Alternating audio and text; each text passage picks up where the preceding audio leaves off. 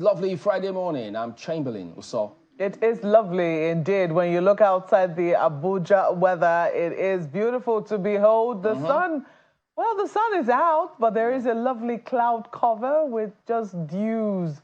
Yeah, you can feel the morning dew still pouring down in Abuja. It's not pouring. It's just, it's just soft and nice. So really nice weather. Good morning and welcome. I hope the sun is out wherever you are. I'm welcoming yourself. Oh, certainly the sun is out in Lagos. It's 27 degrees right now, and it's partly cloudy as well here in Lagos. It's the season for it, and it gets better by the day. Good morning and welcome. I'm Ayo Makinde. Okay, so take a look at what we've got for you here this morning on the program. Lovely scenery here on a Friday. You might as well just take a tour. It's the Olumo Rock, 137 meters high, peaks at 1,928 meters above sea level. A tourist attraction, many waterfalls. Yes, you can. It's easy these days, I reckon, to get there and access some locations, but just take it all in again. And it doesn't cost too much from what we understand. The gate fee is still very, very within the reach of many adults and children, and it's the weekend. So what will it cost to take a drive from Lagos to Abeokuta, from whence the capital of Ogun State derived its name, Abeokuta, from Olumo Rock, which served as a fortress, we understand, during the wars in the 19th century. People took refuge under the rocks of Olumo, and from there you got a city spreading named Abeokuta, which literally means under the rock. So find out a bit about history. If your children haven't been, if you live around Ogun State, if you're not too far away from it, it's certainly something worth exploring. And thankfully, there haven't been too many incidences of security. If there's anything, from what we understand, the Lagos-Abeokuta Expressway is in great shape, so should facilitate that visit. Here's marketing Ogun State. There's a lot to market in Ogun State. Only recently they had the Ojudi Oba Festival. So if you're still around for, if you're still around from after the festivities, it's certainly something that can occupy your time. And we've been seeing the pictures on social media, something really, really proud that the people of Ogun State should be about, even Nigerians in general, to say that this is happening in their country. Not too far from where Ayo is, though. Not too far from where Ayo, did you get to experience it, even if it was through social media? Absolutely. Marco, you are so spot on. Incidentally, I just had some kind of a snippet, even before the Ojude Oba festival itself began. I understand that it's quite a huge issue for the people of Ijebu, that look, wherever they are, and that's why they have all kinds of songs, around them. Chief Commander Ebenezer Obey sang a song for them. And just recently as well, I forgot the guy's name right now, hopefully it comes to me, also did a song, for the people of Ijebu. And that's one of the songs that was really, really prominent during that Ojudi Oba festival. It is indeed a festival that we should be proud of. And Malpa, you are very correct. Looking at this, all people see is just a rock. But yes, you're also spot on. If only we took time to get behind the stories behind every community. For instance, I remember a book about your state, Malpa, that talks about almost every town, even the bus stops, the stories behind each one of them. Very, very remarkable. What's the meaning of Idioro, for instance? What's the meaning of Mushin, for instance? So if we got behind these things, you can imagine how many, yes, I'm going there again, Chamberlain, movies we can make from Nigerian stories. So yes, it's a very, very huge one. And by the way, I think there's one in the movies right now in the cinemas right now about Olufumila Ransom Kuti. So it's something I believe people should get behind, and it will definitely tell you a lot more about the people of this particular community on your screen. Indeed, Ayo. And one of the beautiful things about Olumo Rock is that it's also somewhere that you've seen state resources go to promote tourism. You've seen investments in that place to make it easy for anyone who intends to climb the rock, for instance, to be able to do so. So, a lift was installed during the tenure of Otumba Gbenga Daniels when he was governor of Ogun State, and then stairs carved out for those who still want to be able to, do the climb. And, well, I have experienced both, and I can tell you that Timberling, it was quite interesting. The rock is not, well, you've said how high it is. It looks pretty easy to climb, but I can tell you it's not an easy climb. When you eventually get up, you'll be like, oh, yes, I did it. You'll be glad you did. But you should do so, though. You should do so. And if you can't, for whatever reason, if you just want to be able to see the summit, there is a lift right there which can take you to the very top. Hopefully, it still works. Come on, Mark. Come on. Mark, come on. It works. Come on. Be nice. Okay, just checking. Nothing wrong with just check. You have to check, and double check. You know what they say about when life throws you lemon, you make lemonade? So yeah you can do that one. Speaking about business today, quite a number of companies, you get to see reports of one challenge or the other, and some thinking that they might just take a break and go elsewhere. So Business Money will be talking about how do you take advantage of those kind of scenarios. So how do they look on the bright side? And so that is what will be happening today. No vacuum, on the business segment. Yeah. No vacuum allowed. Life abhors vacuum. So when lemon, lemonade, opportunity, doors, all of them. So you should stay on and get a sneak peek of that one. All right, so that's it. Ayo, go ahead and take us through some of the dailies we've got today.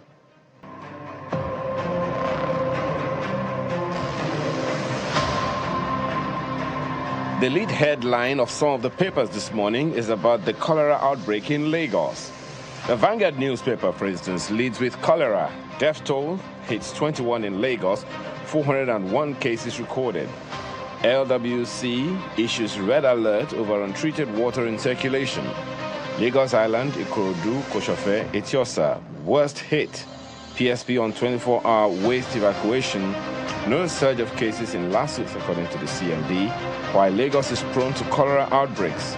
Details of that you'll find on page 5 of the Vanguard newspaper this morning. The Nigerian Tribune has the same story. Cholera death toll hits 21 in Lagos. Cases rise to 401. Lagos Island, Koshofe, Etiosa record highest numbers. Epidemiologists warns against use of carbonated drink, seasoning for treatment.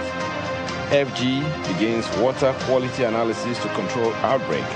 Ogun NMA counsels residents to imbibe preventive measures, threatens strike over shortage of doctors. Details of that story you'll find on page 2. This Nigeria newspaper also has the same story. Cholera, Lagos issues health advisory to parents, schools. Ogun, Edo, others direct school heads to prevent spread. The lead story is on page 4 of the paper. The angle of the Guardian newspaper this morning is different. A ticking time bomb. How poor health, food inflation complicates cholera outbreak. Find details of that story on pages 4 and 5.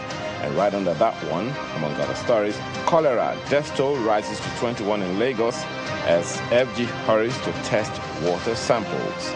Details on page 6 of the Guardian newspaper this morning. Another story leading the headlines is on the front page of Daily Trust. Kano Emirate court leaves contenders in limbo, says Governor Yusuf's actions of May 23 null void. Ruling affirmed Bayero's deposition. AG asks police to evict 15th emir. Judges' decisions strange, confusing, according to Professor Yadudu. Find the details of that story on the inside pages. Daily Independent has the same story. Kano government says Sanusi remains emir despite court judgment. Asks police to eject Ado Bayero from Nasarawa Mini Palace. Details continue on the inside pages of the paper this morning. The Daily Times newspaper leads with, "Let Nigerians breathe." PRP tells Tinubu that's about economic hardship. wants FG to develop homegrown alternative to IMF, World Bank economic policies, says Tinubu administration clueless, tactless, mission visionless. The details you'll find on page 3 of the Daily Times newspaper this morning. The Nigerian Observer has this one.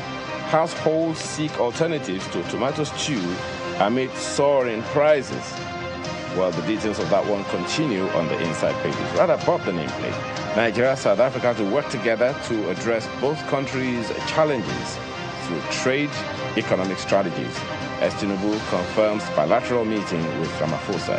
The details on the front page continues on the inside pages.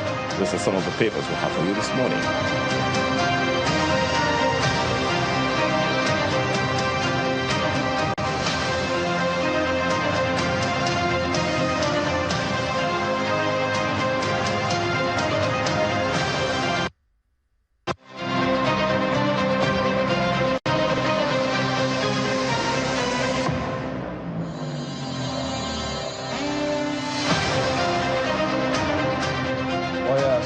Big story is a Kano Emirate Tussle, which we'll also take a look at here on the program today. On the front page of Vanguard newspaper, it just tucked in right there, a little bit above that lead story, is a notice, a report that everyone in this country should pay serious attention to. It says, jihadists are flooding Nigeria through Benin Republic. And that's it, a report is off of this research that this group say they have done here this morning. The name of the group is called Klingendael Institute, which is a Dutch think tank. They say they've done extensive research on this matter, and they found that these extremists, particularly countries such as Mali, Burkina Faso, and Niger Republic, all those areas there, which of course, it's particularly affected with terrorist groups like Al-Qaeda, Islamic State, expanding their influence and carrying out attacks on government forces and civilians. But for them to have said they're coming into flooding, that's the word they used here, flooding Nigeria through Benin Republic, which is an area where anyone would least expect because there isn't an active zone for that. But this might have proven all of that wrong. So the report here is indicating that they've settled in Kanji Lake National Park in Niger State and Kebbi States. And they're saying evidence suggests that this involves the, I think they call them Sahelian extremists.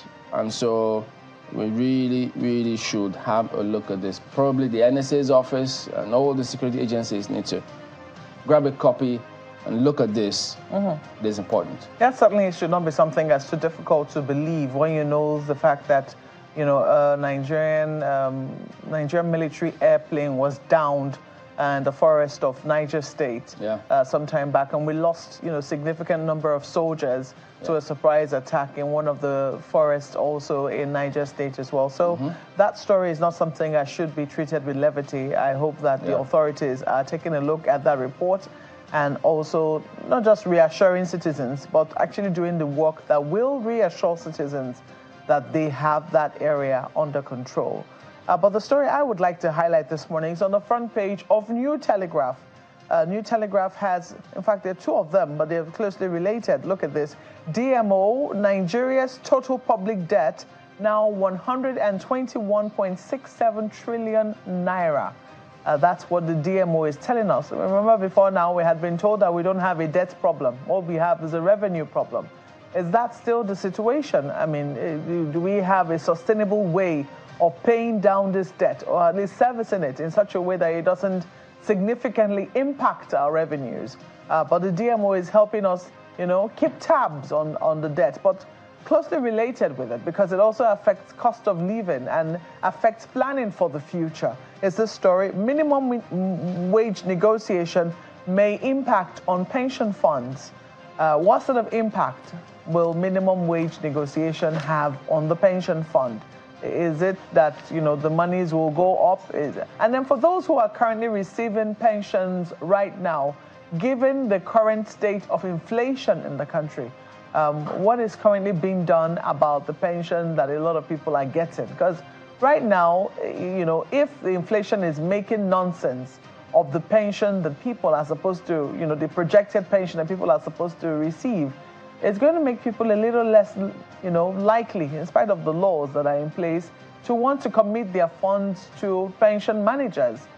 There needs to be buffers and safeguards in place for pensioners who are currently receiving pension and, you know, perhaps for those who will receive pension in future, like you and I, Chamberlain. Oh, dear. Because there are big questions as to what it is you're currently earning now, and putting aside, you're putting it aside with the expectation that perhaps a bag of rice will still be around a certain amount of money, fish will still cost around a certain amount of money, etc., etc.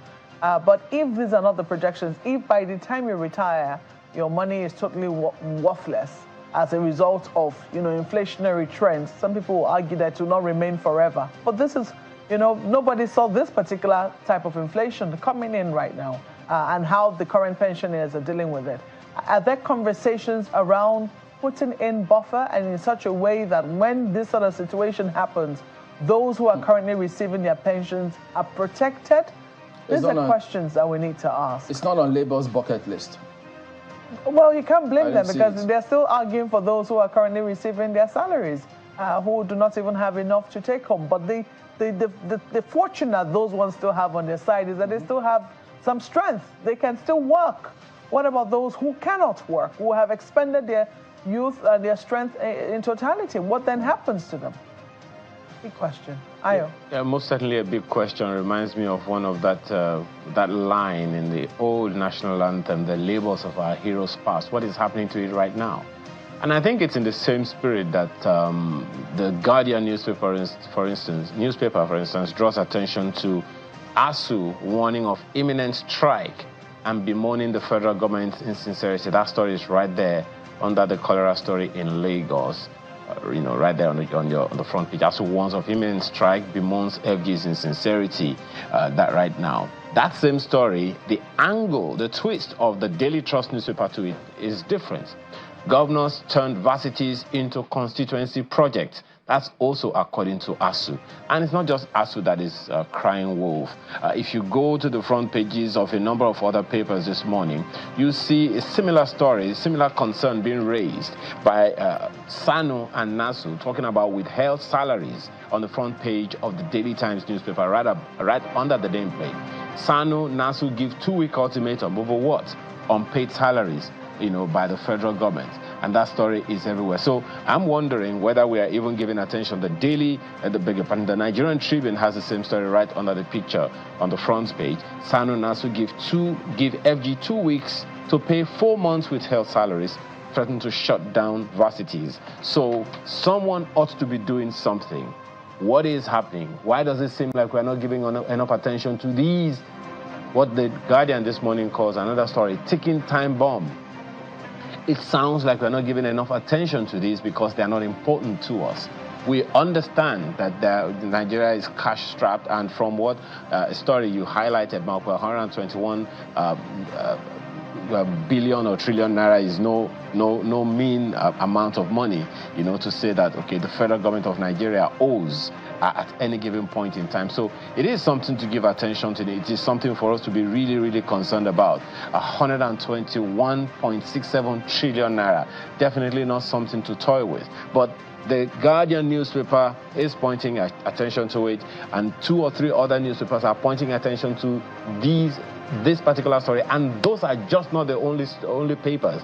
A number of others raise these issues. So who is paying attention so that we can actually give meaning to our education? Enough of these threats of strike and counter-strike by 3 major unions in our ivory towers. From what I understand, the ivory towers is the brain of any nation. And for us to be treating it this way means we don't even respect ourselves. We don't respect our future. That's the way it sounds to me, guys. I don't know what you think, about this Chamberlain and Marco, but maybe it's something we'll have to look at some other time. In the meantime, let's take a short break. When we return, it's time for us to delve into the issues. Stay with us.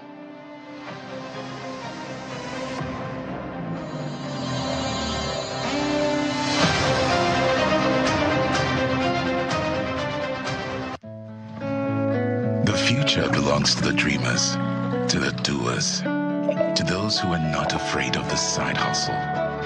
It's for those who are ready to turn their passion into something big. And to help keep you revitalized and inspired, Top T is with you every step of the way. You are made for more. Find your inspiration. Top T, big round bags of flavor. The rains are here again. Seasonal climate forecasts have revealed the possibility of flooding in several communities of Nigeria. Clear away solid wastes that block drainages and waterways to mitigate the risk of flooding in your area. Do not build on waterway. Do not walk through flood water. Evacuate from flood-prone areas to safe higher grounds and report any flood incident to the State Emergency Management Agency, SEMA. Listen to weather forecast and comply to safety instructions. For further information, visit www.nema.gov.ng. Disaster management is everybody's business. This message is brought to you by the National Emergency Management Agency, NEMA. NEMA, for the sake of the distressed.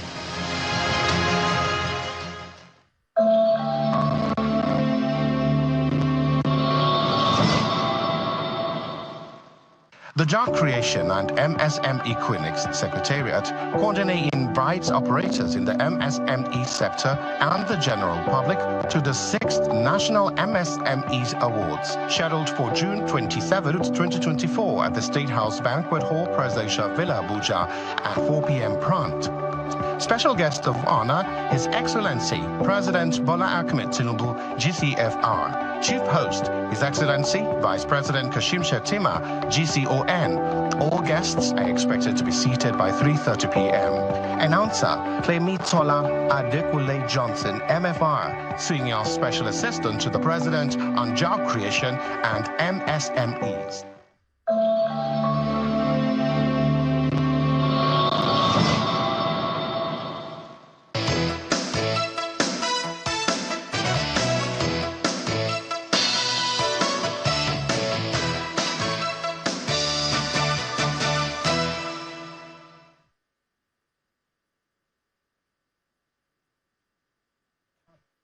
Sitting on the Kano Emirate Tussle. Counsel to the party are joined by some traditional rulers as the court addresses a motion for a stay of proceedings filed by the Kano state government. In delivering his ruling, the presiding judge, Justice Abdullahi Liman, states that the governor is aware of an earlier order that the status quo should be maintained after the State Assembly repealed the law. Based on that, the judge ordered that all actions taken after the court order, including the assenting to the law and the reappointment of Emir Sanusi, be voided. This court clearly stated in its ruling that he doesn't have the wherewithal, the jurisdiction, and the power to declare a law that is passed legitimately by the State House of Assembly. But he came to the conclusion and agreed that though the attitude of the first and the fourth defendants, that is the Kano State government and the Attorney General of Kano State, they are in disobedience of court order that was issued. That was the interim injunction that was earlier issued on 23rd day of May 2024. The court has nullified all steps taken after the order it made, and that those steps were taken in breach of the court order. And that is all. Subsequently, the court has granted stay of proceedings. Since the matter is before the Court of Appeal, no court can take any further steps until the Court of Appeal determines the case at the appeal before it. Similarly, the court granted the application for stay of proceedings by the Kano State House of Assembly on the jurisdiction of the court to entertain the matter, pending the determination of the appeal at the Court of Appeal.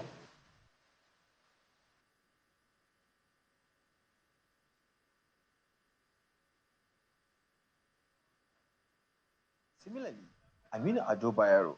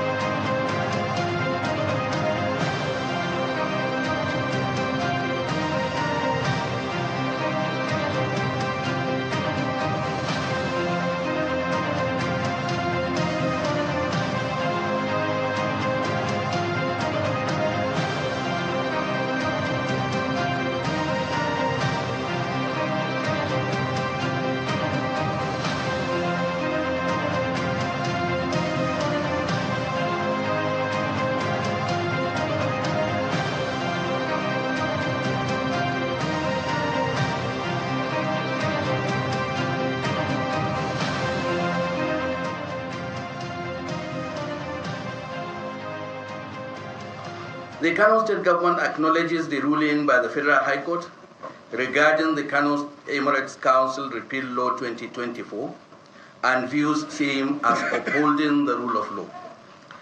By the ruling of the court, it has unequivocally reaffirmed the validity of the law passed by the Kano State House of Assembly and assented to by His Excellency the Executive Governor of Kano State on Thursday, the 23rd of May, 2024, by 5:10 p.m. This part of the judgment is fundamental to the entire matter. Further implication of the ruling is that all actions done by the government before the emergence of the interim order of the Honorable Court are equally validated. This means that the abolition of the 5 emirates created in 2019 is also validated, and the deposition of the 5 emirs is equally sustained by the Federal High Court. By implication also, this means that Muhammad Sanusi II remains the Emir of Kano. The judge also granted our application for the stay of proceedings until the Court of Appeal deals with the appeal before it on jurisdiction. Happily, the signing of the law and the reinstatement of His Highness the Emir of Kano, Emir Muhammad Sanusi II, were done on the 23rd of May 2024 before the emergence of the interim order, which was served on us on Monday, 27th May 2024.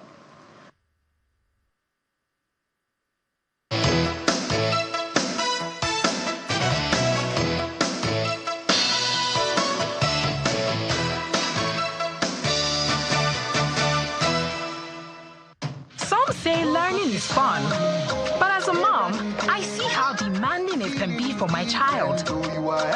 That's why I ensure he starts every day with a cup of Bonvita. Give your child Bonvita. It contains vitamins and minerals that support mental and physical vitality.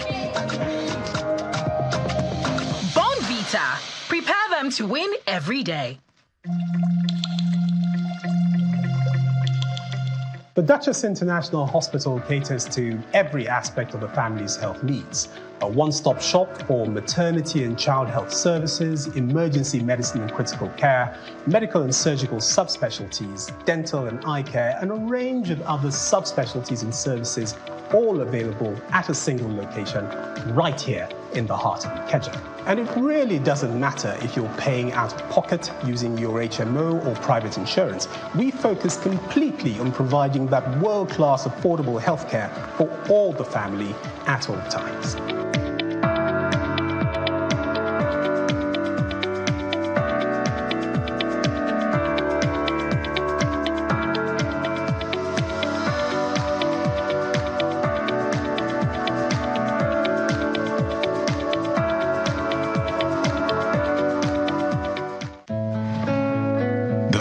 Belongs to the dreamers, to the doers, to those who are not afraid of the side hustle.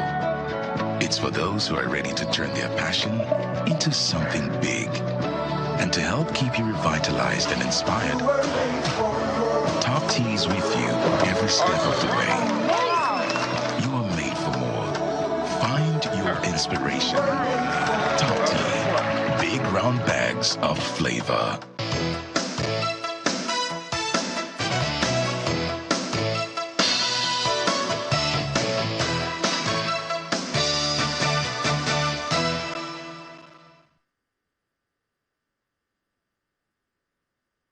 Okay, welcome back. Well, we'll turn our attention to Rivers. We'll come back to Kano as we progress. Well, we've got Mr. Frank Owo here with us. He is a former Attorney General of Rivers State from 1997 up until 1999.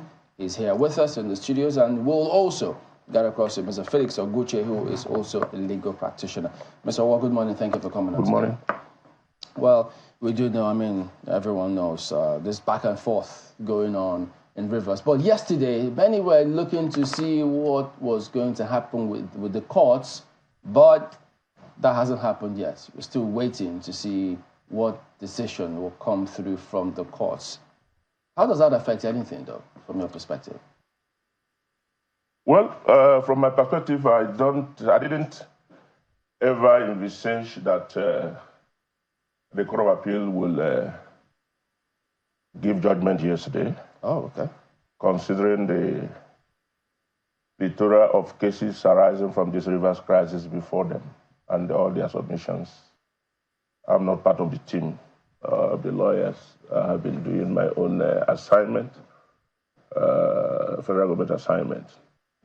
In fact, like I told you, I just left Maiduguri last night, and I arrived here only to be told that I have to appear here this morning. Duty calls? Yes, it had not affected me in any way, and I think that it has not affected any reasonable person from Rivers State in any way. And that is our expectation, is that everything will end in court. And people make noise, people say a lot of things out of emotions, out of primordial and tribal sentiments. But we don't look at matters that way. No matter what everybody says, no matter what everybody shouts about, the law will be law at the end. When you say we, who are you referring to as we don't look at matters that way? What I'm talking about, we don't look at matters that way. First of all, I'm a lawyer. Secondly, I'm on the side of the Rivers State House of Assembly, who is almost at war with the governor of the state. I believe that the Rivers State House of Assembly is illegitimate. It's legitimate, and that is assembly that Rivers State people voted for. But there are two groups. Yes, as it appears, there are two groups. But like I said, I do not want to go into the matter of the cases that are in court because they are sub judice. I don't discuss matters that are in court unless they have finalized everything before you begin to dissect and look at the judgment that have been given. Otherwise, I would have said that the legitimate House of Assembly is the one led by Martin Samegule, and that the Constitution of Nigeria did not in any way anticipate that one person or two or three will represent a state. And Rivers State in particular, out of 32 legislators, that three will represent me, even though the three may come from one constituency or the other, leaving 27 behind. I think that is abnormal. That is an aberration. Okay. I don't know if Mr. Oguche can hear us at the moment. Mr. Oguche, can you hear us? Good morning. Yes, I can hear you loud and clear. Okay, so without... I can hear you very loud and clear. Thank you. Without delving into the prayers before the courts and looking at, considering the build-up to, well, maybe it didn't happen anyway. We're still waiting to see what the decisions will be. Well, from your perspective, in terms of how all of this seems to be playing out, which River State, the two groups, and then trying to lay claim to being the legitimate group that will lead the House. The fact that that decision hasn't come up yet, do you think it has doused tension? Because, I mean, there are several people who thought different groups have just kept on consistently violating court orders. How do you see all of this playing out? Well, it has not been an easy game here in Rivers State since last year when this controversy was aroused by a political actor. It hasn't been easy. I can tell you that the population is bruised. They are not just in terms of their personalities, but in terms of their group interests, because they are still more of political debacle than the actual developmental politics would be. The tension here has been very high since then, and we are very lucky that it has not degenerated to level that anybody would think that the state of emergency would be very, very proper.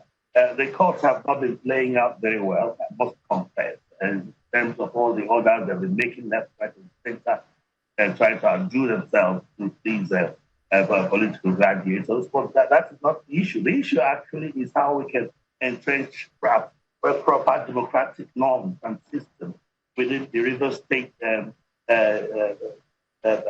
governance paradigm to ensure that some of these things are done in controversies and all these imbroglio. It's a little rather low. As far as I understand, I think the issues, particularly regarding the decisions of the court, the orders that are turning, have rather exacerbated the problem than done anything in the direction of assuaging or maybe reducing the level of that tension. Okay. I don't know the specific thing they asked me on whether it has helped to douse the tension. I want to get the direct specific on that aspect of it. Okay, we'll come back to you on that one. But Mr. Wall, do you ever think, I know you'll be optimistic about this because you're a lawyer, but several people also think that from the way these things are playing out, it just might be what they describe as a political solution that will sort it out. That they're not sure if the courts can actually resolve these matters. The complex whole now. Yes. Thank you very much, Chamberlain. First of all, we are talking about a political solution now. And you are thinking that there may be a probability of court not solving the problem at last, and that political solution could be the answer. This River State case is known by everybody, and I'm sure so many people have appeared before you, and so many people have spoken, and you yourself, you would have seen all that have been happening from time. The president of this nation, the current president, Tinubu, saw all this from the beginning and had to call all of us, I was there, for a truce, including the governor.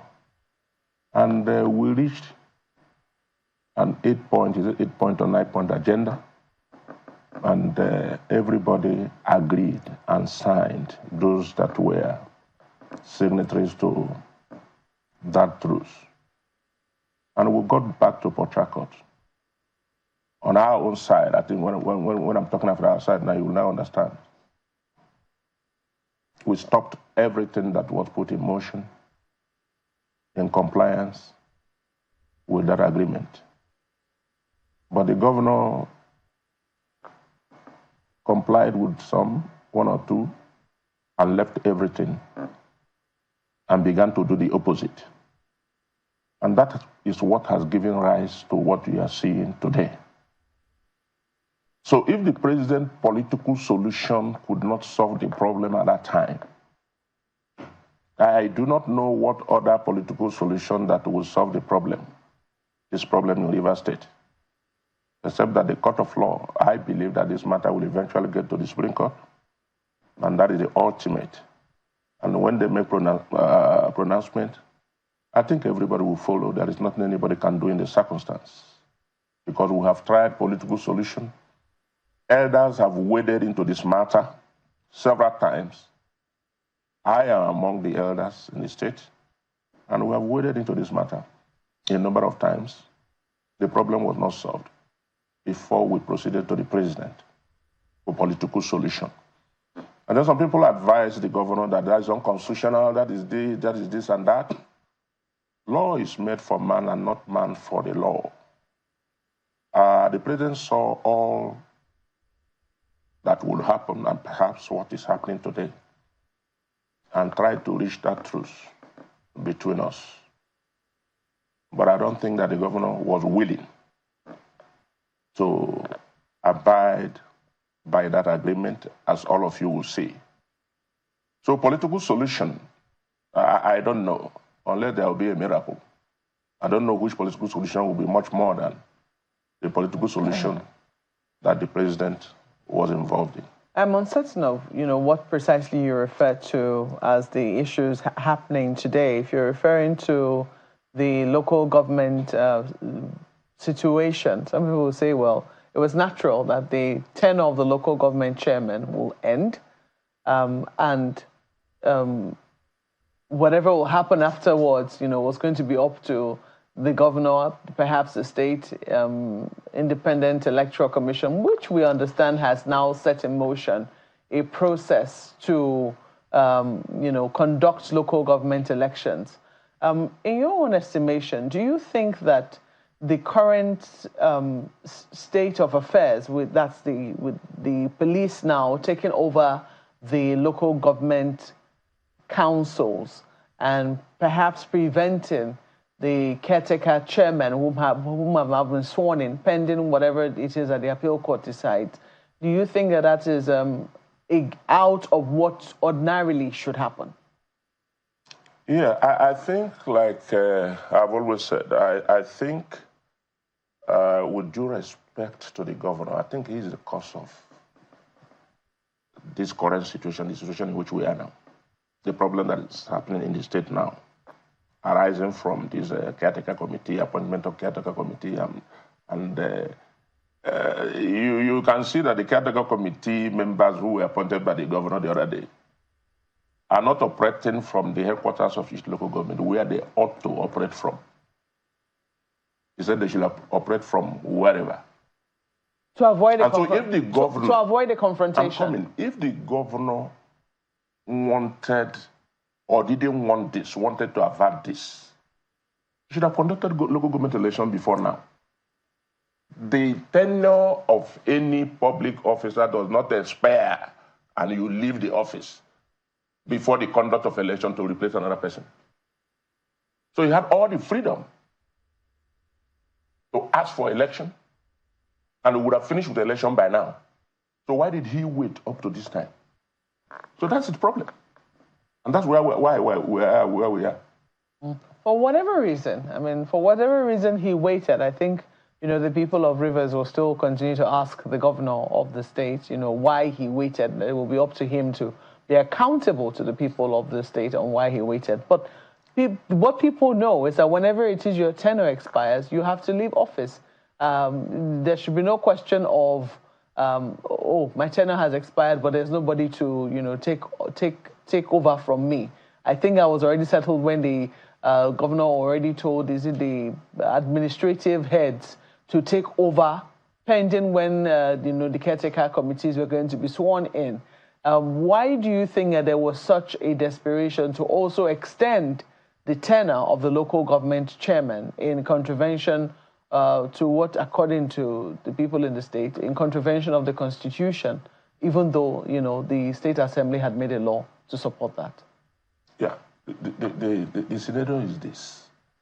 The governor was not prepared, with all due respect to him, to conduct the local government election. And then the members of the House of Assembly anticipated that he may be delaying to conduct election so that he will do exactly what he's doing now by appointing caretaker committee, and which is not known by law. And as a result of which, there is a law of 2024 by the same House of Assembly to elongate the period of the people who are there now, pending when the election will be held. And that is the scenario. That is the position. Isn't that two wrongs trying to make it right? No. There is nothing. If the House of Assembly has anticipated problem in order to save the state from such problem, and they have made a law because the governor has not been able to arrange for conduct of elections of local government council, they, in their wisdom, must do what they have done. Mr. Oguchi, let me come to you. I do not know if you agree with Mr. Owo here about what he has said. He says that the House of Assembly, well, I say preempted that there was going to be no conduct of local government elections at the time, and so enacted a law. This is what do you think that this situation could have been prevented if only the governor had conducted local government elections? Thank you very much for the question. I do not only disagree on that one, I disagree totally in every aspect of what you have said so far regarding the intervention of the president, which I think is not constitutional. I think that issue is settled. Regarding the disposition of the governor in meeting with the facts, which I think the governor did very well. Because initially when they had that division, bifurcation of the house, the court had ordered that the other house, led by Edison DA, is the one that's authentic. I also think that the president did not intervene in the manner it should, as the president and commander-in-chief of the armed forces, and the fact it entered and the fact that the pressures are coming from that fact rather worsen the situation than even address it is also a measure in that direction. For the local government, I believe that there cannot be any elongation. I think we have agreed on that, even for presidential seats, presidential positions across the world. And Nkurunziza and the one in Cote d'Ivoire, they have to amend the constitution for any elongation to be done. And it's not even an elongation automatically that the president has to contest by the election. It's just the elongation to ensure that he contests and qualifies to contest. So for the local government system, which council is also elected, I think it's just the same thing. What I think is that there should have been an election before now. I agree with that one totally and completely. But why would the governor conduct an election? He's not the electoral commissioner anyway. The state electoral commissioner is there. But in the face of all these controversies that have been going on and almost drowning everybody, will the local government election be said to be possible?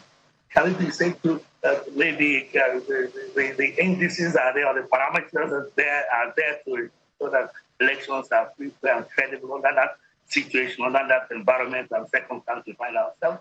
So everybody was waiting for these nerves to calm on these situations to reduce to a very tolerable level before the elections can be conducted. Do you think immediately the tenure is ended, that there's an extension? And Mr. Oguche, if I may come in here, just 2 days ago, policemen were killed in Rivers State, and even a young man as well. 1 or 2 people lost their lives in the brouhaha over the takeover of local government, of the local government headquarters in different parts of the state.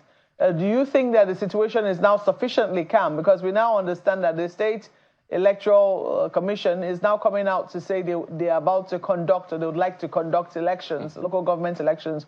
Would you say that the situation is now sufficiently calm to conduct these elections? Yes, I would say it's calm, relatively. The circumstances leading to the death of the student that they mentioned, the police officer and the other man, was self-conceived circumstance. One was trying to play outdo the other. One was trying to be overzealous because he's the security detail of a particular official of government. That's a known case. The situation in Port Harcourt is calm enough, and that's why some of us raise eyebrows when somebody is making a case for the imposition of a state of emergency. We have to go back to the books and look at what a state of emergency entails. It's not only under our constitution, but under the traditions of democracy. And we begin to find it laughable that somebody will raise that kind of issue at this critical time.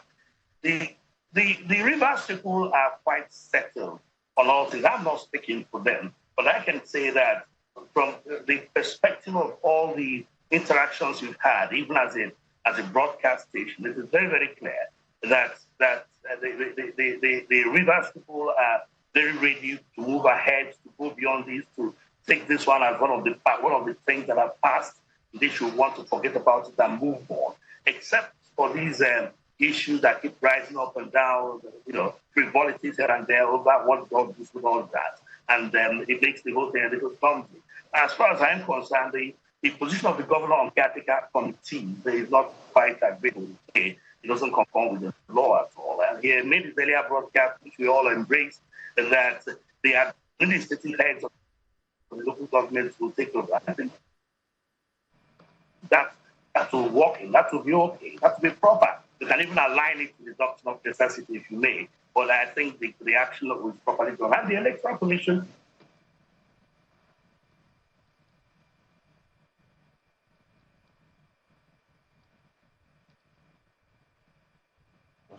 Well, I'm hoping that we'll be able to speak to Mr. Guche one more time before we sign it off on this segment. But Mr. Owo, let me quickly come to you, reflecting on some of the issues that you raised earlier. Would you consider the issue in River State right now, particularly this one that has to do with the expiry of the tenure of local government chairmen and the decision of the current governor to appoint local caretaker committee chairman, now caretaker council chairman.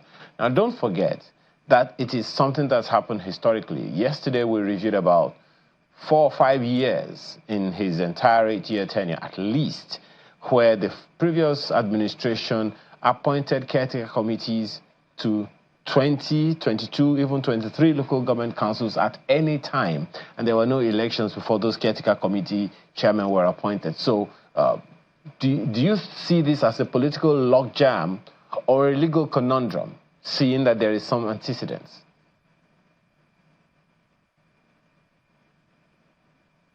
Like somebody said here, two wrongs cannot make a right.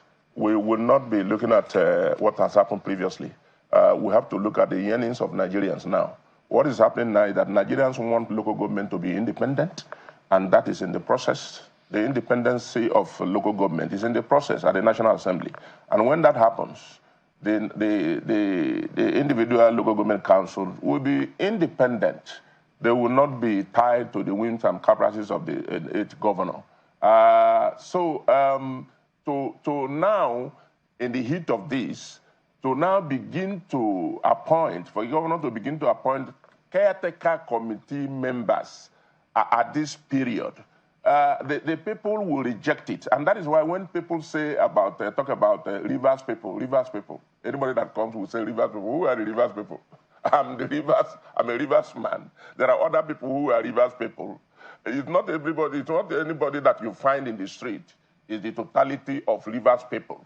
Rivers people are there, and if we want to show people, maybe a day will come where each divide will show their supporters.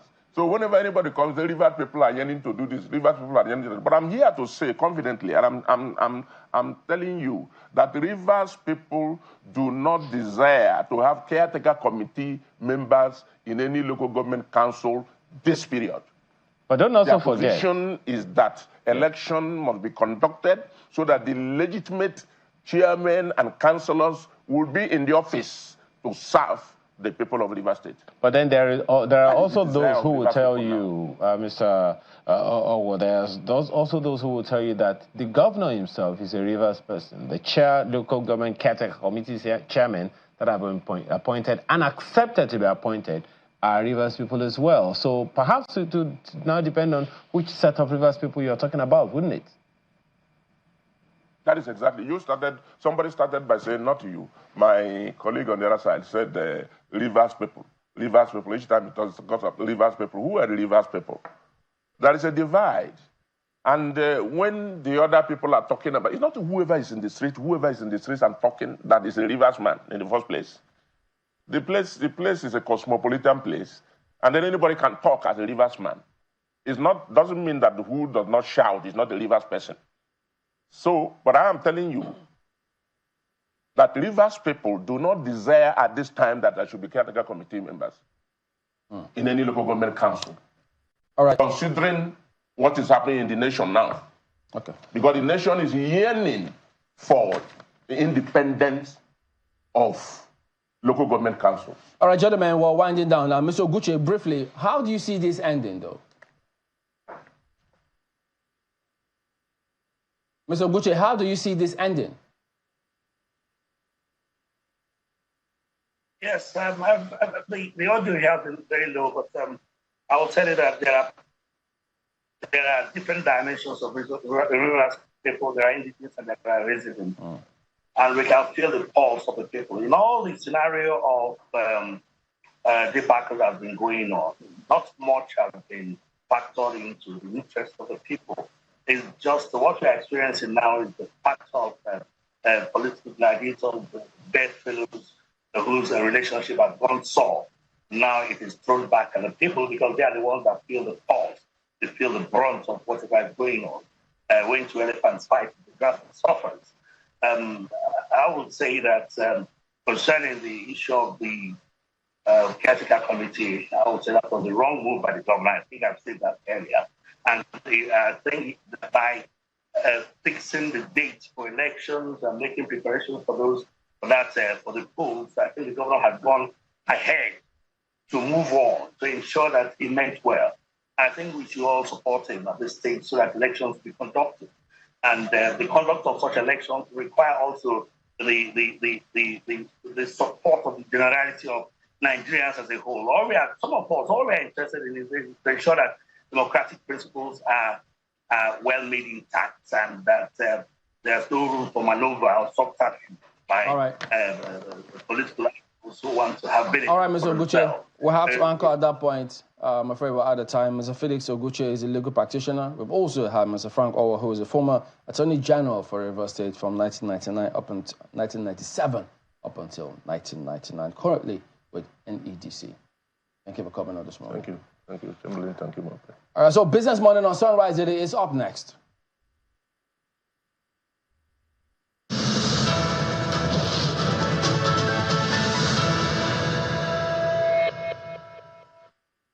Thank you so much, Chamberlain. Good morning, everyone. Welcome to Business Morning on Sunrise Daily. I'm Minnie John Mekwa. We do just a bit of business before we head back to the Sunrise Daily studios. We start from the global space normally. And that's what we're doing today, beginning with crude oil futures that slid in early trade on Friday on the prospect of higher for longer interest rates in Asia and the United States, while falling U.S. oil inventories kept prices from moving lower.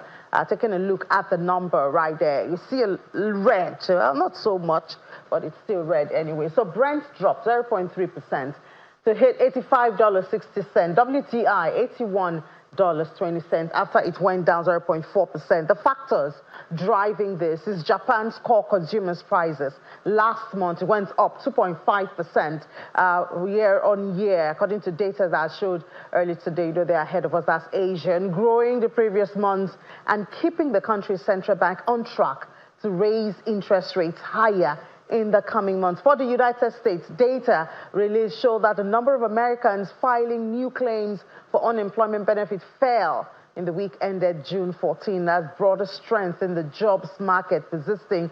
Still strong employment to raise that prospect that the U.S. Federal Reserve could leave rates higher for longer. Now we're reducing it to maybe twice this year, if at all. Then oil was also supported by government data that shows a drawdown in United States crude stockpiles by 2.5 million barrels in the week ending June the 14th to 457.1 million. This data is according to the Energy Information Administration.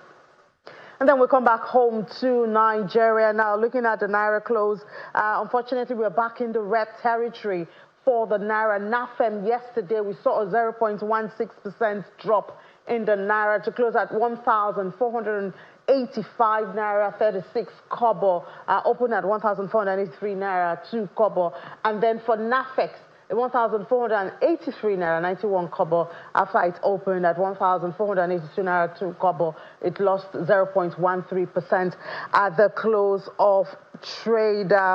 Well, we've been doing 1,004, 1,005 for more than, I think, 2 or 3 weeks now. So do we call that a stable place at this time, I guess? Perhaps that will help manufacturers, to have more concrete plans looking at the rate of Naira. But one thing that it seems manufacturers cannot or have not been able to maximize is the opportunity that might be opening up as we see multinationals exiting the country. In the midst of this continuing exit of those multinationals, the Chief Executive Officer of Financial Derivatives Company, Mr. Bismarck Rouhani, says that there is light at the end of the tunnel.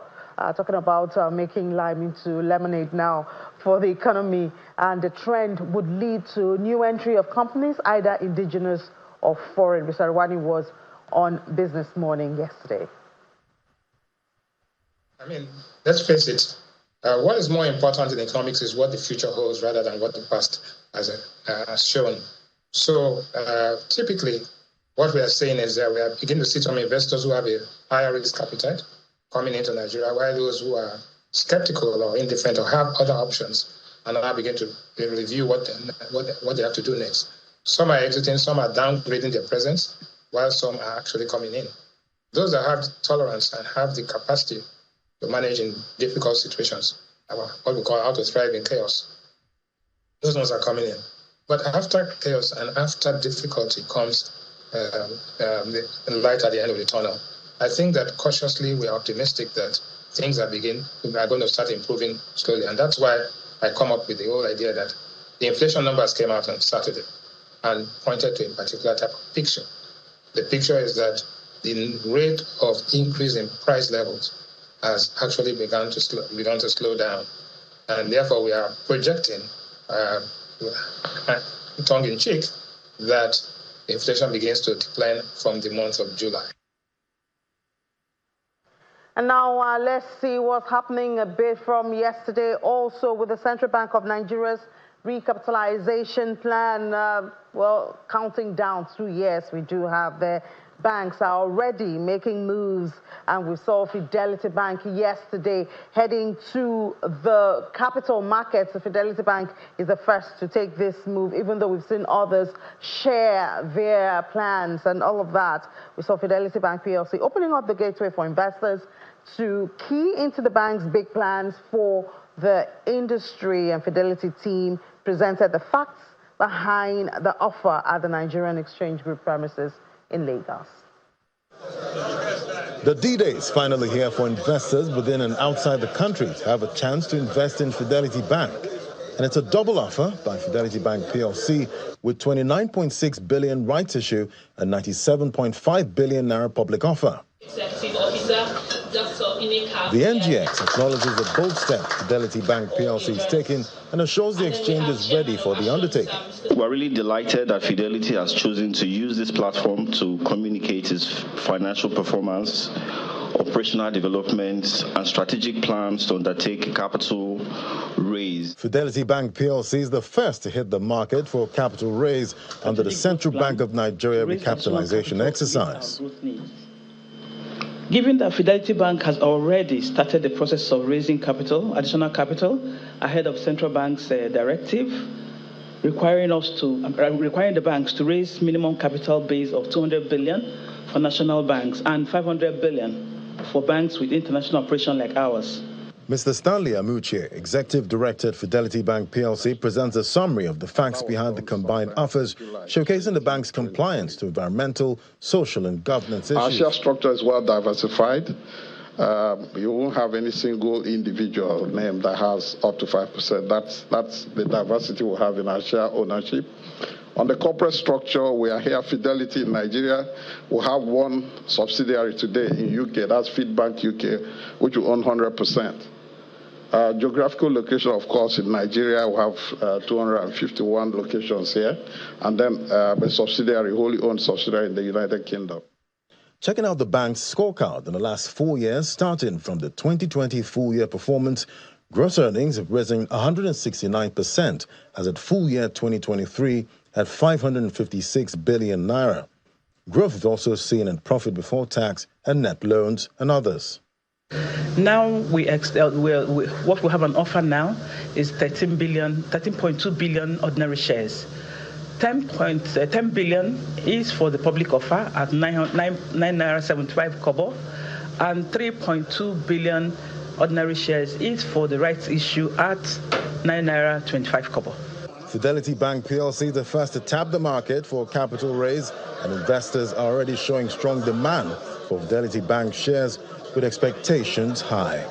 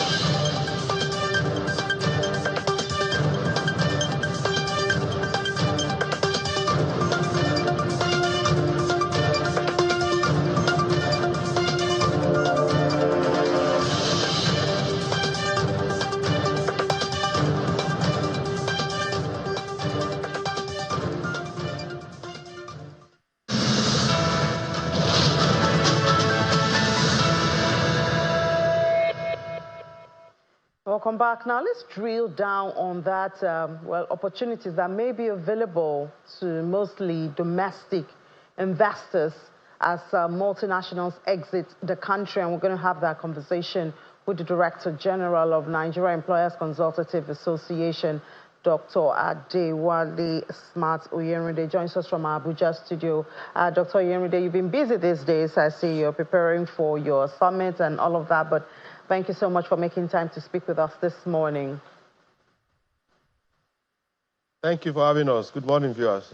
Great. So I know that obviously it's heartbreaking and it's sad and scary. We see companies closing, steel company, makers, consumer goods, industrial goods, just sending shocks down the spine of Nigerians. But I mean, the other way to look at it is that this may be an opportunity for domestic investors, manufacturers to fill up this space.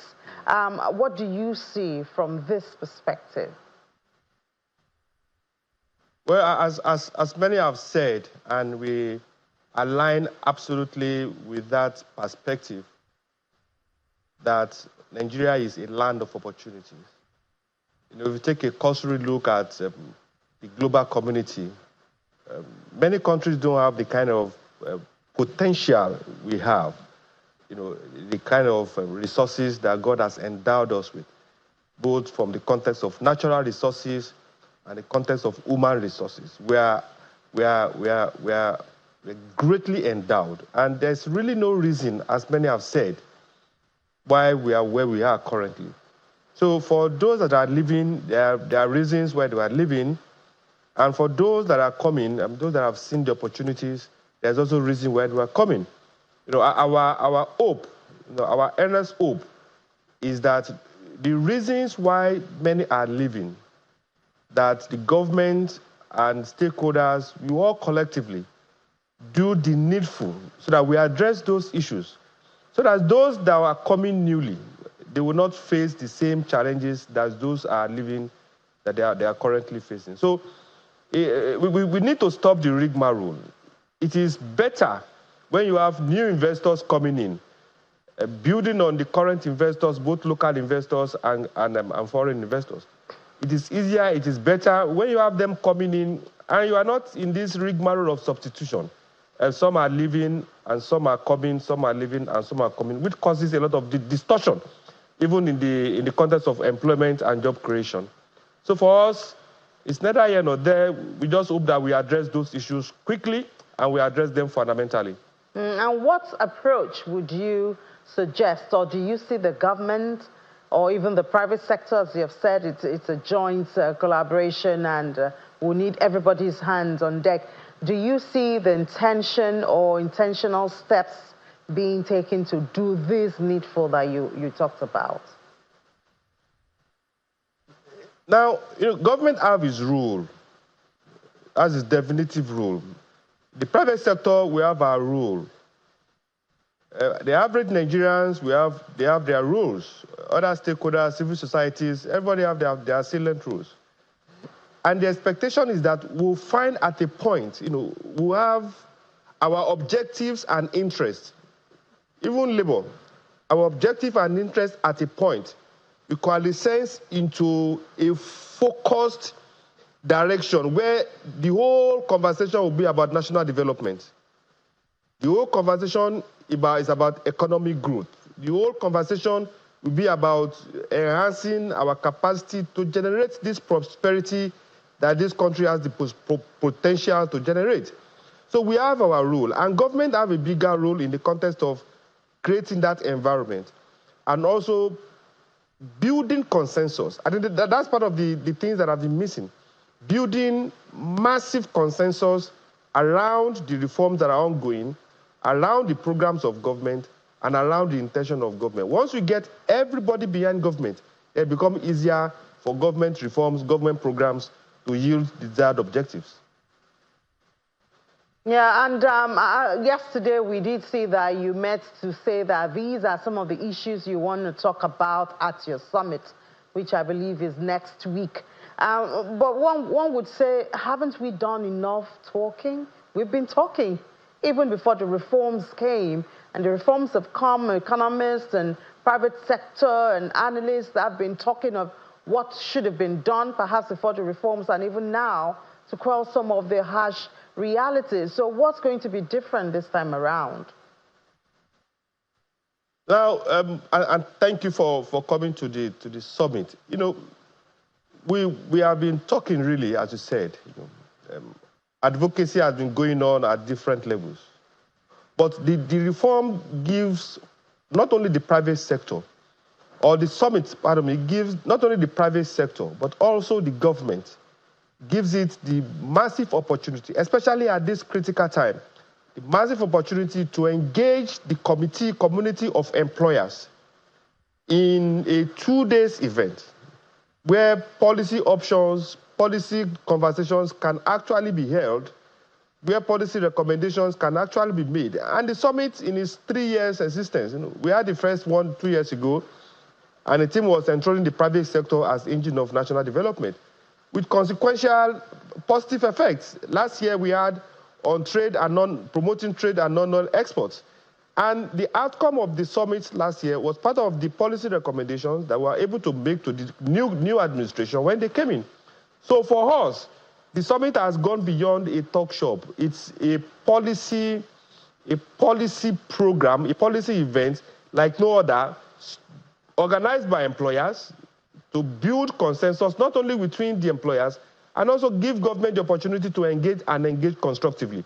It is one thing for you to engage those whose interests are beyond national development. For the employers, our sole interest, our major interest is how do we develop this economy and allowing the private sector to fulfill its potential, the big potential that we have to chart a positive trajectory for this economy. That is the conversation that we're going to have at the summit. And as I said, the summit has gone beyond the talk shop. It's quite a fundamental conversation that every important person, economically important person, every individual that has a stake in this economy, that they should participate in. Yeah, but I mean, after the talk, because I mean, at the summit, you're still going to, what's the plan? You should have government personnel there, obviously, but are you putting on a communique? Are you following up? You know, things to really make it concrete. Now, this is the plan for us, and this we did in the first edition, we did in the second edition.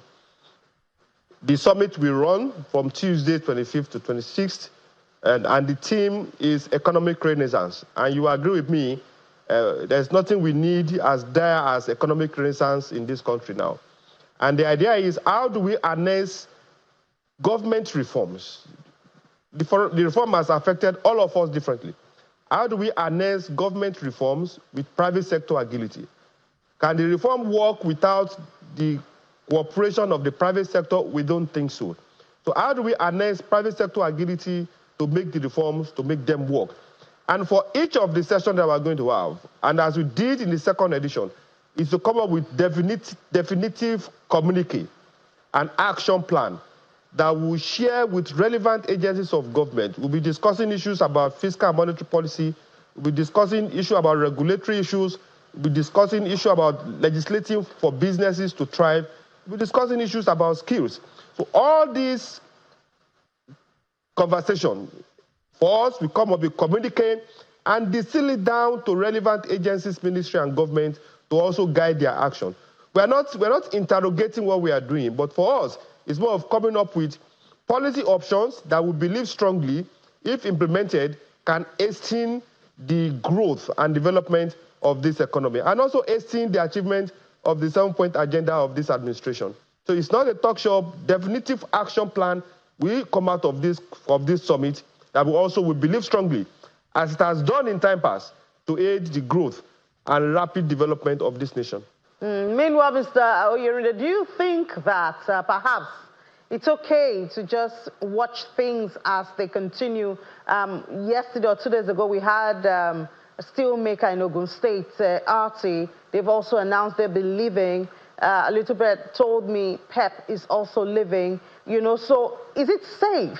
Is there nothing that should be done or could be done perhaps to stop or reduce the exit? Is it all right? Perhaps it's just creating space for domestic players to come on board? Well, there's quite a lot to be done. And as I mentioned earlier, government have to take the lead. On our part, and at the Global Forum, we are members of Business Africa, a community of business owners and employers in the whole of Africa. We are members of Federation of West African Employers, also the Committee of Employers and Investors in West Africa.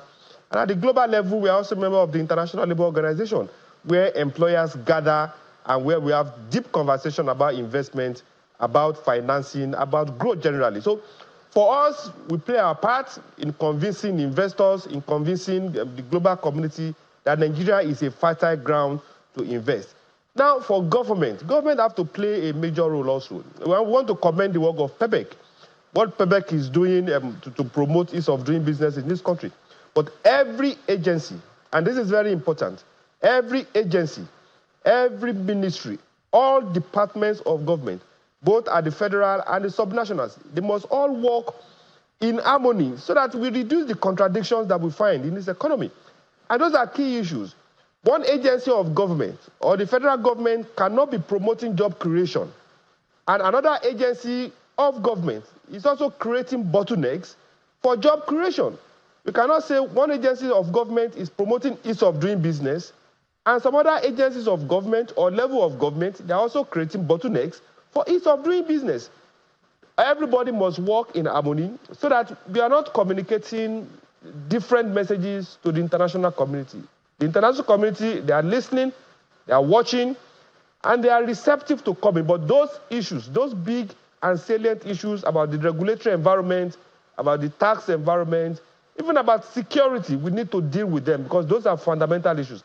Not to mention the issue of the justice system. If your justice system, your legal system is not strong enough and it doesn't give an investor the guarantee that when there are issues, the legislative system will deal with the issues and deal with it without partiality, then it becomes difficult for them to come. Those are issues that we think government can handle and handle quickly, and they are not rocket science, basically. All right, Mr. Oyende, thank you so much for those suggestions. Obviously, we have to keep talking. We cannot give up on our country. We cannot give up. We have to do the little we can. Director General, Nigeria Employers Consultative Association, Mr. Adewale Smart Oyende, thank you for your time. Thank you for having us. So that's it. More companies keep leaving the country. Is it good? The pharmaceuticals, I mean, we're all paying for that because maintaining your health this time around, among other things, is really expensive. Let's hope that something urgently and intentionally will be done, maybe to stop others from leaving. Some of the suggestions by Mr. Oyerinde. Now let's head to the market and find out. Yesterday, the federal government did disclose that the bond auction for June will be out. This is an opportunity to invest in the federal government for a 5-year security for the federal government for the month of June, that is.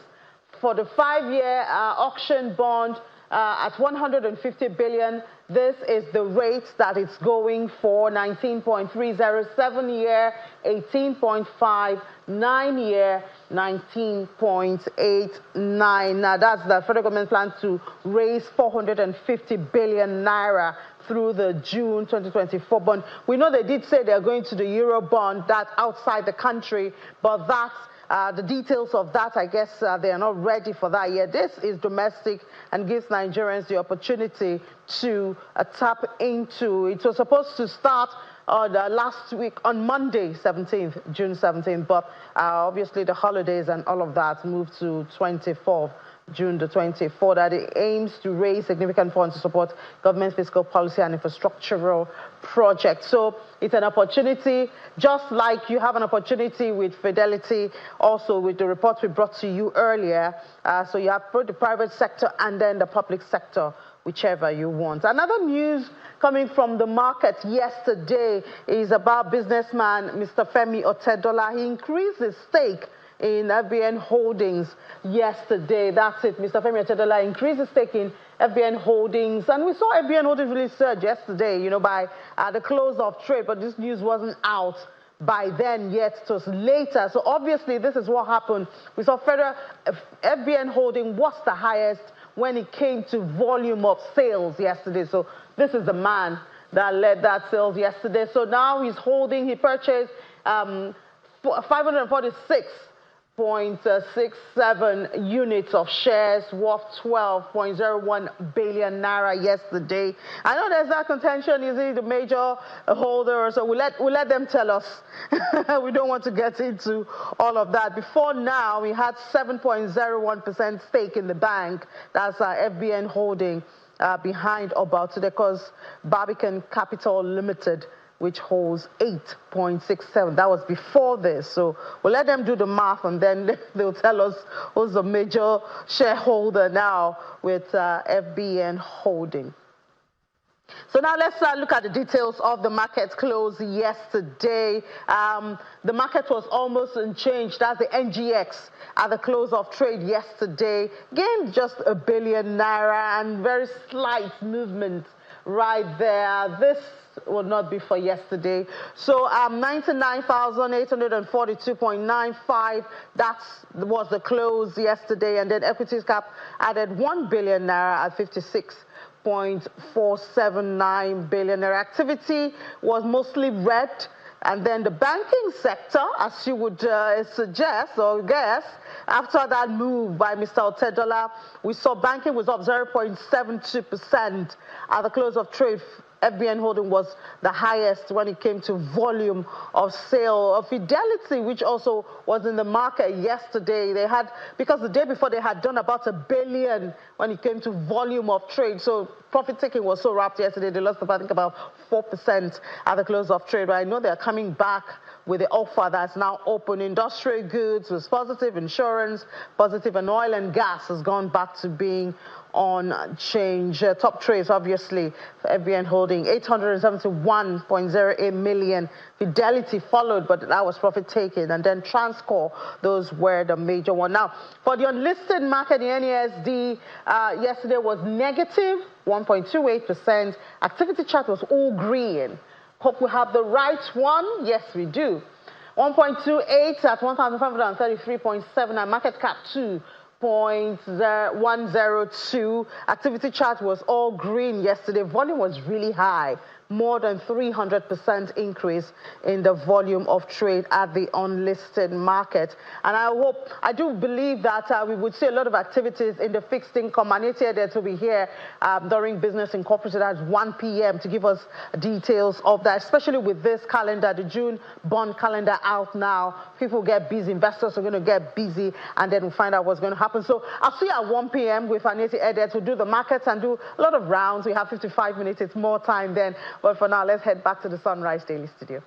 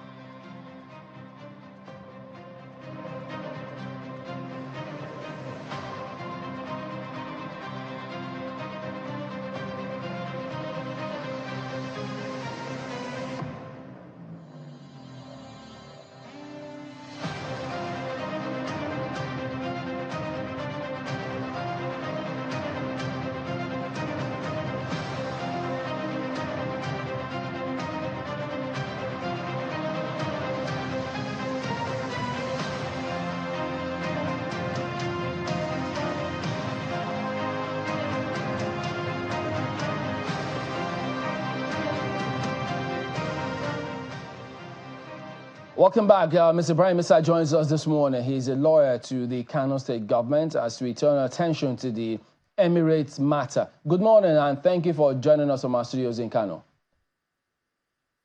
Mr. Chamberlain, good morning. Good morning, dear viewers. Okay, so we've heard the perspective of Kano State government after this decision, but there are many who still don't understand why the state government is towing that stance, because for them, they think it is clear that having set aside the processes of which the emir relied on, the governor or the Kano State government also relied on to crown him as the emir, the court set all of that aside, and people now thought, look, it's basic. If that has been set aside, then it's not the emir. So how is it that the state government still says the court ruled in their favor?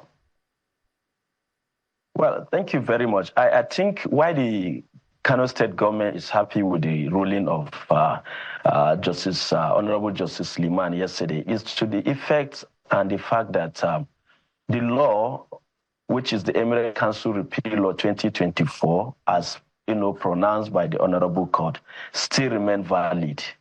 And when the law remains valid, it means the 2019 Emirate Council Law, which brought about the 5 Emirate Council and appointment of the 5 emirs, is abolished. And if such is abolished, it means the dethroned emirs remain dethroned, and then the 2024 Emirate Council Law, Repeal Law, which was enacted and assented by the governor on the 23rd, is the only law that is in force. So that is to say, the law that brought in the 5 dethroned emirs has been repealed. So the Kano State government need not to go back to enact any law or appeal any other issue, because if you observe, the cry of the Kano State government has always been the fact that the court itself do not have jurisdiction to entertain issues that has to do with enactment of the law. So the question of jurisdiction is one matter, but those images that we were seeing there are part of what the court was really angry with, because it went on to say that, well, the judge ordered that every step taken pursuant to that Kano State Emirate Council Law were hereby nullified and set aside. These are comments that came through from the court. And the judge also said, yes, status quo has to be maintained, but the ruling was based on the ground that the government of the state was aware that there was a court order asking them to maintain status quo, but went ahead and carried out all those other actions. So now, if you, given the argument you're making, could you tell us then, what is the implication of what the judge said, setting aside those processes?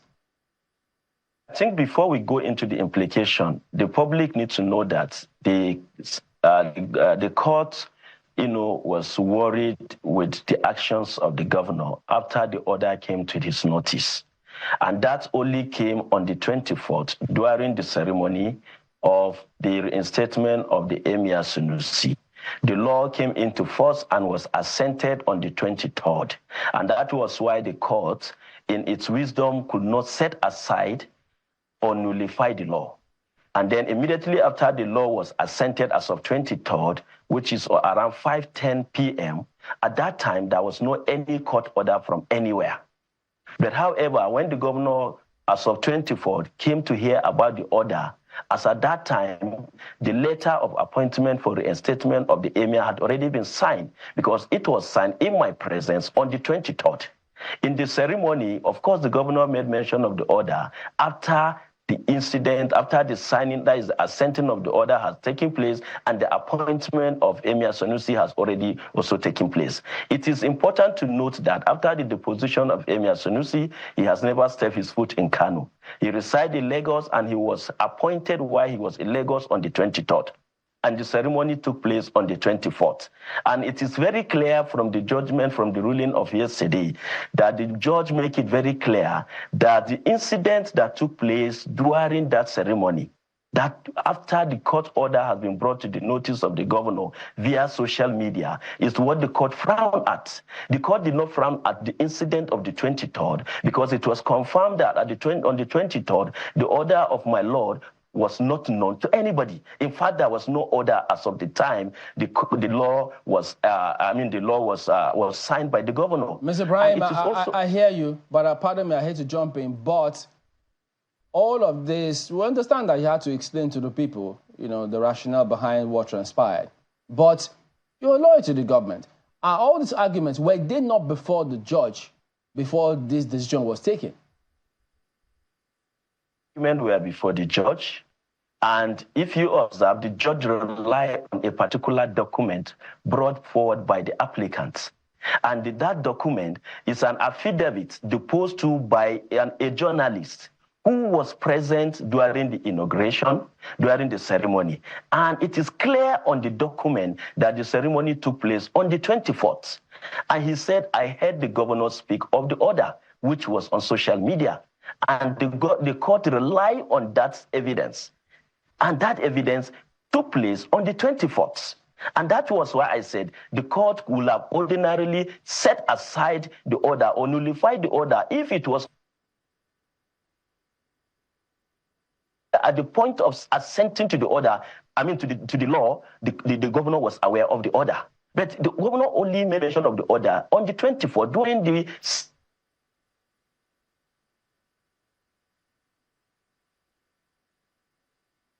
Okay, I think we'll keep losing you. We'll try and see if we can get all of that sorted. But we're trying to find out from him. Yes, the government position will always take that position, but they were all in court. They argued their cases before the honorable judges, and then they came up with this decision. So it comes across that the comment or the statements that the state government or the lawyers are making is that the judges erred in law by claiming those kind of judgments, in spite of all of the matters before them. That's what some people don't understand. So I think the question for me, Chamberlain, is when does a judgment come into effect? Is it when the people who are affected see the judgment, or on the day that that judgment is given? That's a key question to ask here. Because if you say, oh, the order was given on a particular day, but we didn't see it until how many days after, when does that judgment come into effect, the restraining order? But don't forget, the judge also said, despite having been notified, it means they were of the impression that the authorities were aware for them to have given this judgment. Yeah, because they're claiming now that they didn't see it on the day that the judge gave the order. They're saying that that particular order came, is it a day or two after they had already taken their own actions? That's when they saw it. So it's a big question. Okay. It is very clear that even in the ruling of my Lord disclosed the fact that His Excellency, the Governor of Kano State, made mention of knowing of the order via social media. And it is also very clear that this law was assented at 5:30 p.m. And as of 5:30 p.m., there was no any order from anywhere against the Kano State government and the House of Assembly. The order of my Lord came in very late hours. In fact, the governor had to mention it during the ceremony that the order was issued from the United States of America. I don't know whether it's because of the time issue. But if not for the statement of the governor, ordinarily as a lawyer, even if you are aware of a court order, until you are served with that court order, and service is paramount. Service is very important. Until you are served with a court order, you are not bound by that Mr. court Ibrahim, order. Mr. Ibrahim, yes. the narratives, the wordings used was that I hereby order that every step taken by the defendant in pursuant to Kano State Emirate Council law are hereby annulled and set aside. Steps taken, not the law made. Steps taken. Two different things. Yes, very well. That is exactly the distinction I want us to understand. The steps taken are those things that were done after the law has already come into force. Which the court nullified. Which the court nullified. But what we are saying is that, to sum up all these things, you go back and look at the other ancillary orders made by my Lord. He said, the stay of proceeding is hereby what? Granted. When you stay proceeding, and you are staying proceeding based on the fact that there is an appeal, until that appeal is determined, everything that my Lord has ordered is actually stayed. Because you are appealing to a superior court who could say what my Lord did is right, then it become in effect. Or who could say what my Lord did is wrong, it erred, which automatically would become set aside. So in all this, what people need to understand, or what the law is clear about, is that once there is a stay of proceeding, it means until the determination of the matter before the Court of Appeal, every other thing remain as it is. Could you explain to us, what is your understanding of status quo being maintained? Because some say that means that Emir Ado stays. That's the interpretation.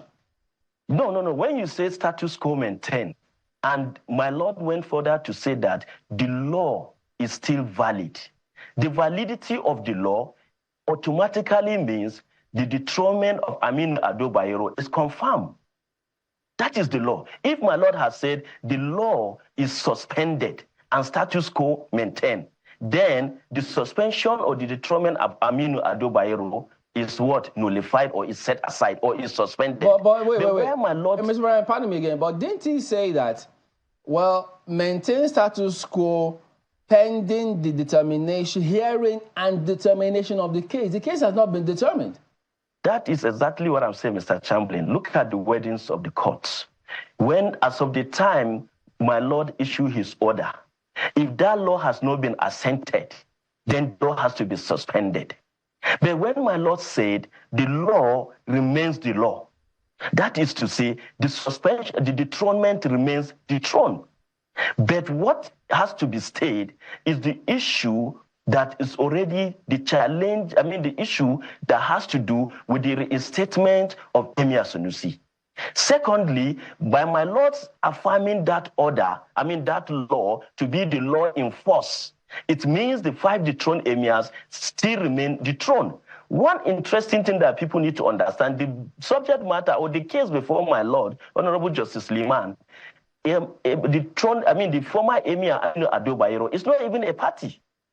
Yeah, but it's not a party to that suit. But the Mr. person Brian, who is a party for some who don't understand, is only a kingmaker. Mr. Brian, if I could ask you this, the point you're making is such that it validates Emir Sanusi as the emir, which is the prayer, which is what the state government wants.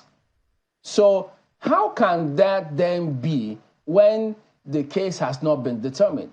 Can your prayers be granted when the law says maintain status quo until the matter is determined? Mr. Chamberlain, a very interesting aspect of yesterday's ruling is the fact that my Lord went further to say, without prejudice to the substantive claim or the substantive suit. People need to understand that the only motion or notice that is left before my Lord is on the issue of breach of constitutional right of Aminu Babatan Agundi, who was never an emir, but only a kingmaker. You understand? So the status, the essence why, if my Lord has set aside that law, automatically there is no need for my Lord to transfer the matter to another judge to determine the fundamental right of Aminu Babatan Agundi. But because my Lord recognized the 2024 law, which actually abrogated and abolished the 2019 law, which brought about the 5 emirs and 5 emirates, my Lord have to now proceed to say, because I'm proceeding to the Court of Appeal, the matter now transferred to Honorable Justice Amovida. The essence of that, what Amovida is left with now, is to determine whether Aminu Babatan Agundi, who is the applicant, whether his fundamental right was actually breached by the, by the validity of the 2024 Emirate Council repeal law. If outside that, before the court now, there is nothing that has to do with the validity of that particular law, because the validity of the law has already been confirmed by my Lord Honorable Justice Liman. That the only thing left, which my Lord in his ruling say, without prejudice to that particular claim, which is the fundamental right of Aminu Babatan Agundi. But as far as Aminu Ado Bayero's case is concerned, since my Lord did not touch the validity of the 2024 law, it means Aminu Ado Bayero stand to be dethroned emir. At the moment, by that law, we have one single emirate council in Kano. Is that why the government wants to go and demolish the Nasarawa Emirates? Well, that might not be the reason, but the reason is that the residence of Aminu, where Aminu is residing, belongs to the state governments because it is a palace of the emir, and he has ceased to be an emir by the proclamation of my lord yesterday, who give validity to the law of 2024 Emirate Council. So since the Emirate Council law is valid, it means 2019 law that brought Aminu Ado Bayero has been abolished. Then all that the law came with, the 2019 law came with, have to be what? Have to be abolished. Let me get this straight. Let me ask this. Does the law mention any names in it? Not the law. Which of the law? The 2019 or 2024? No, the 2024 Emirate Council law. Does it mention any names? No, of course it does not mention any name. What the law says is that it has repealed the 2019 law. Okay. And then it is based on that law. If I have your kind permission, I will read to you the appointment letter of my lord, of the governor of Kano State. No, just before you read the letter, I just want to quickly clarify a few steps here. So the Kano Emirate law, repealed the 2019 law. That's correct? The law doesn't mention any names in it. It was the law cannot mention. Exactly. The law is a continuation. It cannot mention any name. The law Even the 2019 law did not mention the name of Aminu Ado Bayero because at that time Aminu was not the emir. But when the law came to effect, the then governor, relied on that law that created 5 emirate council to appoint 5 emirs. Precisely. Yes. So after the Kano Emirate law was, enacted, repealing the 2019 law, it was after that Emir Sanusi was reinstated. Exactly. Isn't that correct? Emir Sanusi was reinstated on the 23rd day of May 2024, immediately after the assenting of the law by the governor. Okay. And the statement that brought all this problem was made on the 24th, when the Emir Sanusi had already entered Kano, and then during the ceremony, the governor made mention of hearing of an order via social media. There was no service on him. The only evidence before my lord, which was tendered yesterday, which was tendered by the applicant themselves, it was stated clearly by an affidavit that the order was served on the Attorney General on the 27th. So while this might be the situation, what Justice Lehman said yesterday is that the law is valid. However, every step taken after the enactment of that law is invalid. Isn't that just clear? That after you have enacted a law, every step that was taken afterwards, including the reinstatement, is invalid. Isn't that simple English? Well, it's not actually as simple as you think, because what my law relied to nullify every step taken is the evidence that was brought before my lord, which emanated by a document dated the 24th, which also emanated by a statement, quoted by the governor to have said that he has heard of an order from US. And that statement was made purely on the 24th. Why the reinstatement letter of His Highness Emir Sanusi came on the 23rd, immediately after assenting. And it is very clear that the governor was never aware of any order as far back as 23rd. He only came to know of the order via social media on the 24th during the ceremony. Let me clarify this. So the governor did say that Justice Lehman was in the U.S.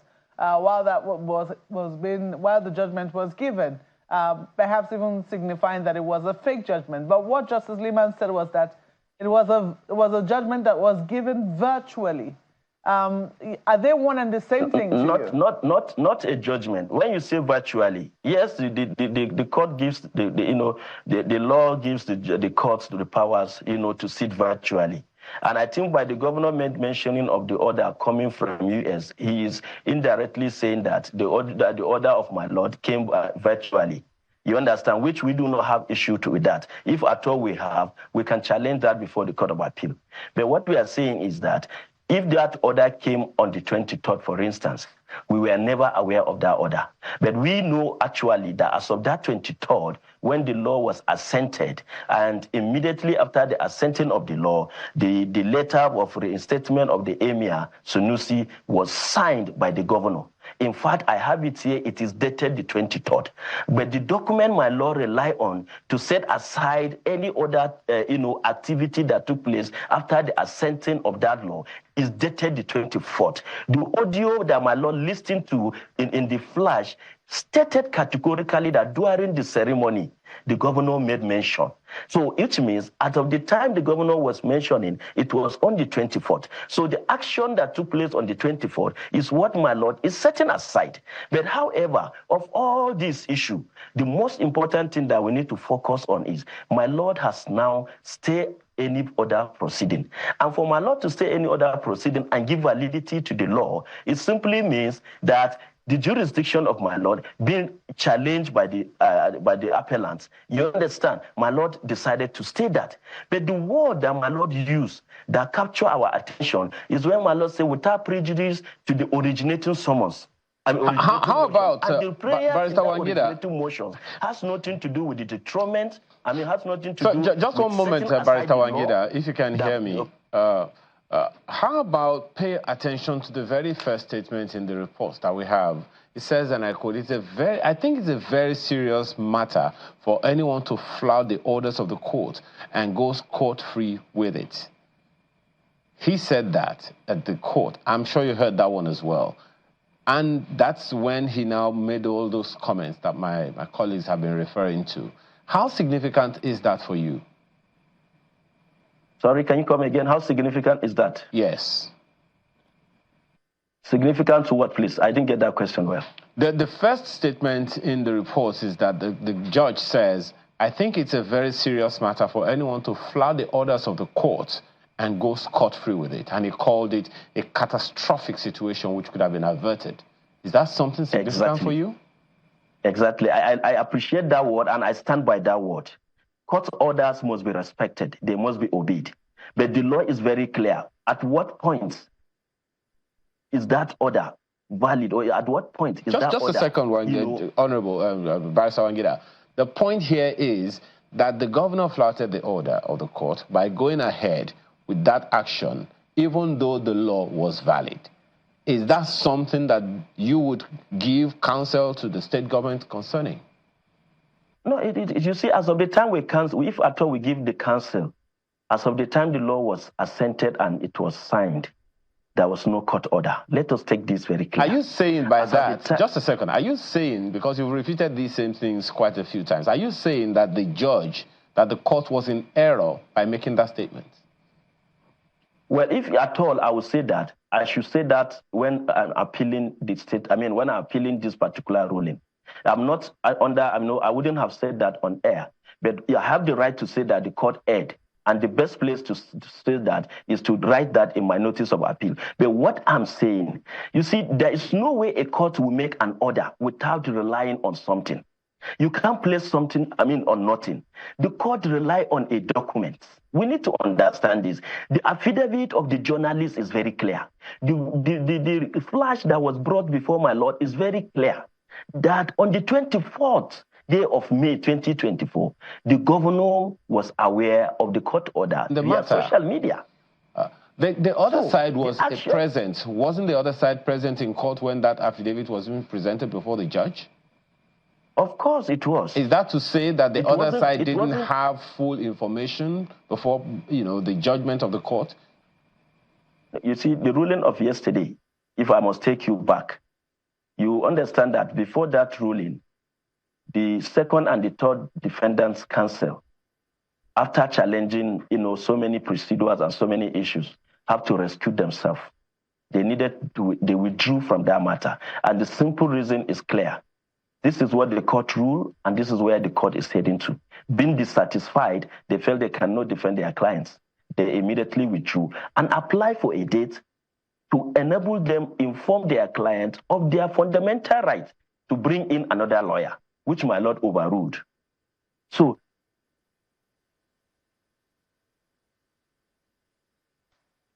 Yeah, just a minute. Mr. Brown, I hope I can hear me. So let's wind down with this now. I did ask you initially that if you say the reinstatement of the emir stands, and one wonders, so what is left there to be determined? But you've also just said moments ago now that you intend to also appeal. What are you going to be appealing? Well, thank you very much. You see, I need to be taking this correctly. What I said is that the appointment of the emir was done on the 23rd. As of that time, the court order was not known to any one of us. The issue that the court frowned at is for the governor to have made mention of the court order.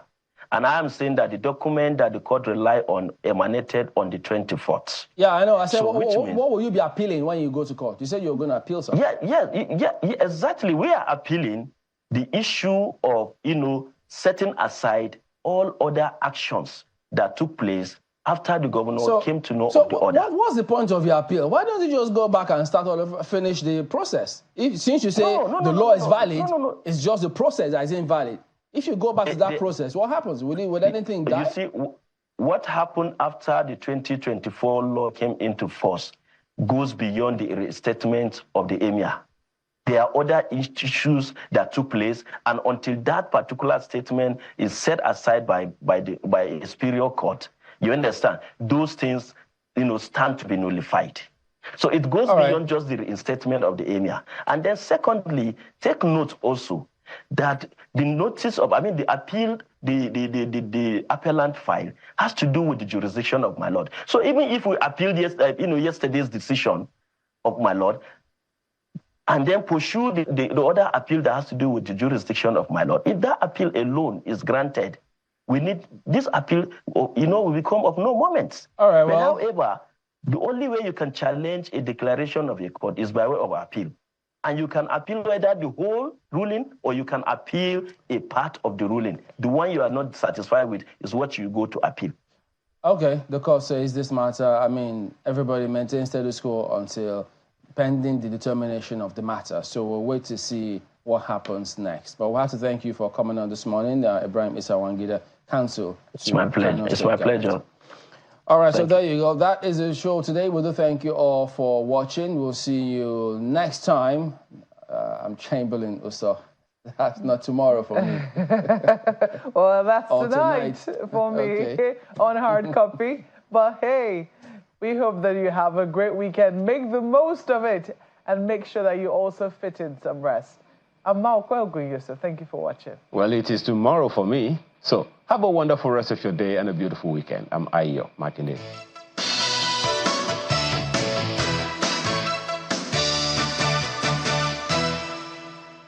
The following is a paid presentation by ShopX TV. Tired of pans that scratch and stick? Or cookware that takes up valuable space in your kitchen? Introducing ShopX Gotham Hammered Copper Collection, the perfect cookware to upgrade your cooking experience. The Gotham Hammered Copper Collection features a super durable ultra non-stick surface. Eggs stick to other pans, but with the Hammered Copper Collection, they slide right out. Incredible! It's oven safe, up to 500 degrees. Any recipe can be made in these pans, and then it wipes clean with ease. Make mouth-watering jollof rice or even fluffy pounder with ease, because nothing sticks. I needed a cookware to keep up with me. The Gotham Hammered Collection has been a game changer. No more burnt meals or hours spent scrubbing pots. You could be paying over $490,000 for